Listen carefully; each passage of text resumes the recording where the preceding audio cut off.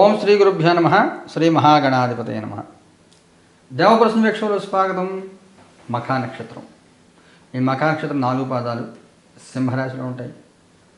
ఈ పరాభవ నవ సంవత్సరంలో మీకు నక్షత్ర నాడి సూత్రాల రీత్యా మఖా నక్షత్రంకి ఏ రకంగా ఉంటుంది, గ్రహ ప్రభావాలు ఏ రకంగా ఉంటాయి పరిశీలన చేద్దాం. మూలిగే నక్క మీద తాటి పండులాగా ఉంటుంది.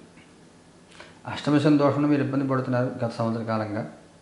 ఈ సంవత్సరం ఈ గోచారంలో మీకు ఏ గ్రహం కూడా మీకు అనుకూలంగా లేదు. మీకు తేనె పూసిన కత్తిలాగా ఉంటుంది. అన్నీ బాగానే కనబడుతుంది, కానీ ఏం చేయాలో ఎలా చేయాలో అర్థం కాని అయోమయ స్థితి ఎదుర్కొంటూ ఉంటారు.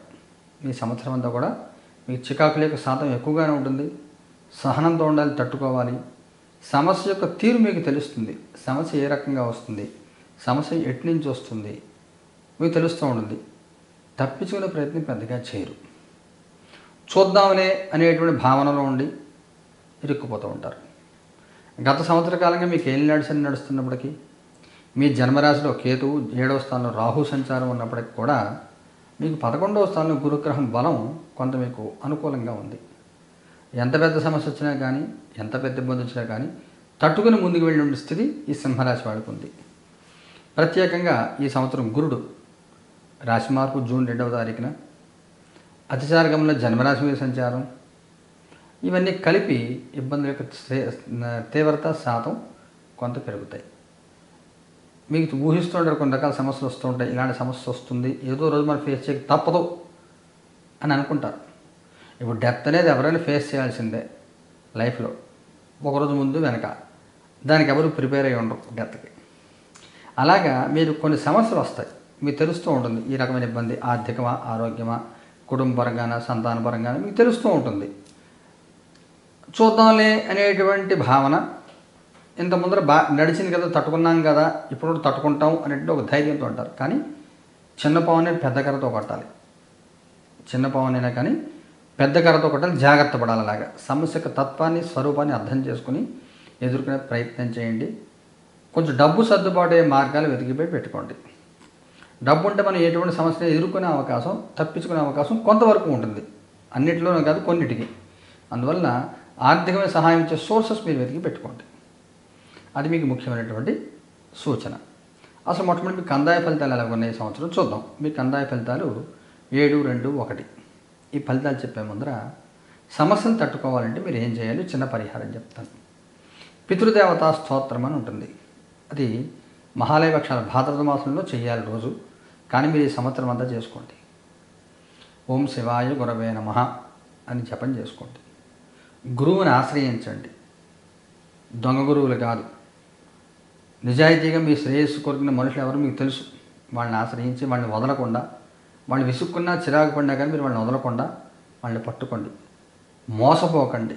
మోసగాళ్ళ చేతితో మోసపోకుండా గురువుని ఆశ్రయించి, మీ వెల్ విషెస్ని ఆశ్రయించి వాళ్ళ బ్లెస్సింగ్స్ మీరు తీసుకోవడం మూలంగా ఈ సమస్య మీద తట్టుకునే శక్తి మీకు వస్తుంది. ఈ కందాయ ఫలితాలు చూసినట్టయితే 7, 2, 1. మొదటి 4 నెలలు, చివరి 4 నెలలు ఆర్థికంగా కొంచెం రొటేషన్ ఉంటుంది. మధ్య 4 నెలలు అంటే మార్చి, ఏప్రిల్, మే, జూన్ పర్వాలేదు. జూన్, జూలై, ఆగస్ట్, సెప్టెంబర్ సామాన్యంగా ఉంటుంది. అక్టోబర్ నుంచి మళ్ళీ నార్మల్గా ఉంటుంది, బాగుంటుంది. ఫైనాన్షియల్గా రొటేషన్ అవుతూ ఉంటుంది. ఊహించిన ఖర్చులు వచ్చినా కానీ అప్పు ఇచ్చేవాడు మీకు దొరుకుతాడు. మీకు చెప్పాను కిందకి అప్పు ఇచ్చేవాడు వెతికి పెట్టుకోవాలి మీరు ఏం చెప్పని. ఈ రకంగా మీకు అష్టమ సంతోషం నడుస్తుంది. ఈ నక్షత్రాల రీత్యా కూడా శనిగ్రహం యొక్క అనుకూలత లేదు. మొట్టమొదటి గురుగ్రహం యొక్క ప్రభావం ఎలాగుంది దీని యొక్క పరిశీలన చేసి తర్వాత మిగతా గ్రహాన్ని మనం పరిశీలన చేద్దాం. ఈ సంవత్సరం గురుడు 11వ స్థానంలో సంచారం. జూన్ 2 రాశి మీద 12కి వస్తాడు. అక్కడి నుంచి మీకు ఇబ్బందులకు శాతం పెరుగుతుంది. ఇబ్బందులు మీకు అర్థమవుతూ ఉంటాయి.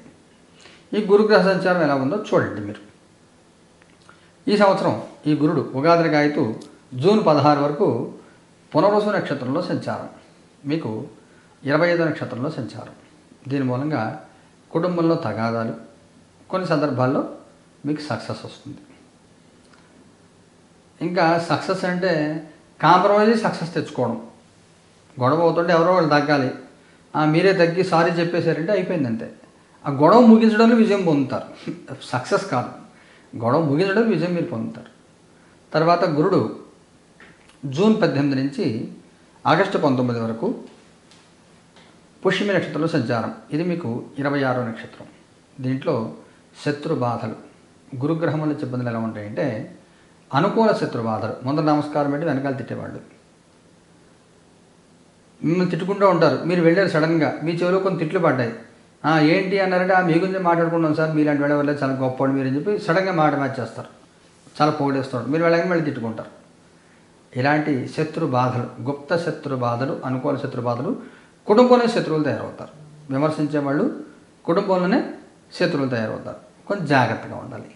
తర్వాత ఆగస్టు 19 నుంచి అక్టోబర్ 31 వరకు 27వ నక్షత్రం ఆశ్లేష సంచారం. దీంట్లో మళ్ళీ ఆర్థికమైన నష్టాలు, బ్లాక్ అయిపోవడం, పెళ్లి సంబంధాలు లాంటివి ఏమైనా ఉంటే అవి కొంచెం బ్రేక్ అవ్వడం, పార్ట్నర్షిప్ వ్యాపారాలు బ్రేక్ అవ్వడం, డబ్బులు బ్లాక్ అయిపోవడం, ఇవన్నీ ఇబ్బందులు ఏర్పడే అవకాశం ఉంటుంది. తర్వాత గురుడు మళ్ళీ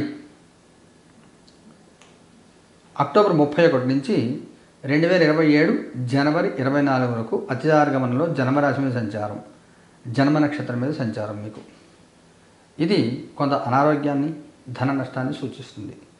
రూపాయికి 10 రూపాయలు ఖర్చులు అయిపోతూ ఉంటాయి. ఎందుకు ఖర్చు పెడుతున్నారో, ఎలా ఖర్చు పెడుతున్నారో అర్థం కాని అయోమయ స్థితిలో కొట్టుమిట్టాడుతూ ఉంటారు. మెడికల్ ఇన్సూరెన్స్లు ఏవి ఉన్నాయంటే టైంకి రెన్యువల్ చేయించుకోండి, వాటి యొక్క లిమిట్ పెంచుకుని ప్రయత్నం చేయండి.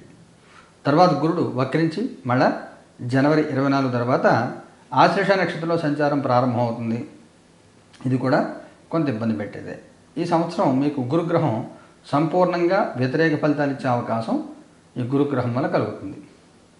ఇక శనిగ్రహాన్ని తీసుకున్నట్లయితే ఈ శని ఉగాదిలగాయతూ మే 17 దాకా ఉత్తరాభద్రలో సంచారం, తర్వాత రేవతి నక్షత్రంలో సంచారం. ఇది మీకు సాముదాయిక నక్షత్రం. తర్వాత మళ్ళీ గురుడు శని వక్రించి వెనక్కి వెళ్ళి ఉత్తరాభద్రలో కొంతకాలం సంచారం చేసి 2027 ఆగస్టు నుంచి మళ్ళీ రేవతిలో సంచారం. ఈ రేవతిలో సంచారం చేసేంతకాలం కూడా మీకు వ్యతిరేక ఫలితాలే ఉంటాయి. తగాదాలు ఉంటాయి, కుటుంబ తగాదాలు, భార్యాభర్తల మధ్యలో తగాదాలు, భార్యకి అనారోగ్యము, భార్య తరపు వాళ్ళతో తగాదాలు, వివాదాలు, ఇవన్నీ కూడా ఉంటాయి. డిప్రెషన్ టెండెన్సీ పెరుగుతుంది, డిప్రెస్ అయిపోతూ ఉంటారు. మనోధైర్యం పెంచుకోవాలి. హనుమాన్ చాలీస ప్రతిరోజు చదువుకోండి.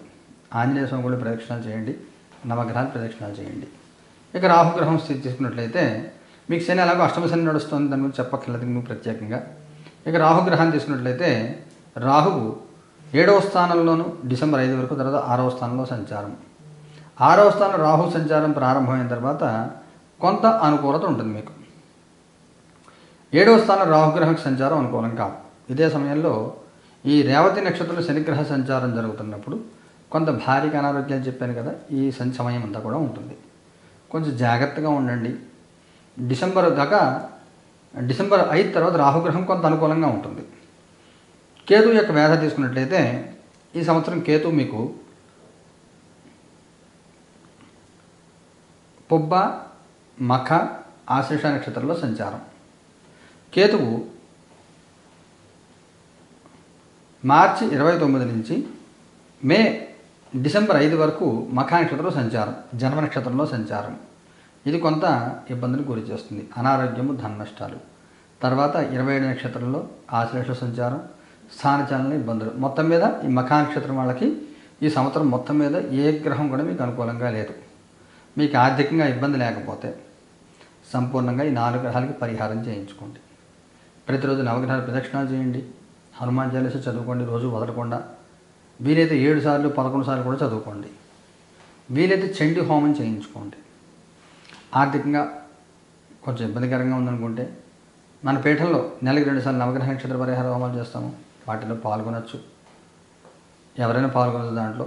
దానికి సంబంధించి పూర్తి వివరాలని కూడా ఏప్రిల్ 1 తారీఖు రాశి ఫలితాలు అయిన తర్వాత ప్రత్యేకంగా వీడియో అందజేస్తాను, చూడండి. ఆంజనేయ స్వామి మాత్రం వదలకుండా పూజ చేసుకోండి. మీ కులదేవత పూజ చేయండి, పితృదేవత స్తోత్రం పారాయణ చేసుకోండి. వచ్చే ఇబ్బందులు చాలా వరకు మీకు తగ్గుతాయి, తట్టుకునే శక్తి మీకు వస్తుంది. శుభం భూయాత్.